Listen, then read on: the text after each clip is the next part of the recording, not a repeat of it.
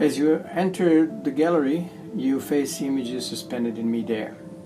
It is a project by Jopi Peter. I first encountered Jopi's work in 2006. He was already showing intriguing approach to documentary photography that worked more on emotions rather than on just describing. The photo story at the time was about underage gangs, the school gangs and their senseless aggression and violence that marred some suburbs in Jakarta. Even then, as a young photographer, cared about community. Now, some 13 years later, in his project Saujana Sumpu, his style deepened and refined, while his care pushed him into this long-term, several years venture that organically grows with and within the community. In 2013, I started a project about contemporary Minangkabau village in the vicinity of Lake Singkarak in West Sumatra, Indonesia.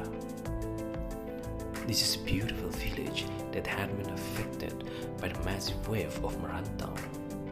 For decades, people have moved from the village and become a part of Indonesia's urban population. Merantau is nothing new in Minangkabau society. This migration culture has been ongoing together with their matrilineal system for centuries. For me, it's a heartbreaking story of a land that for hundreds of years has given birth to tough, hardworking migrants. It's also the story of a slow decline of a cultural heritage that is quietly destroying the identity of Minangkabau. These images of Sumpu community are masterly printed on natural rice paper.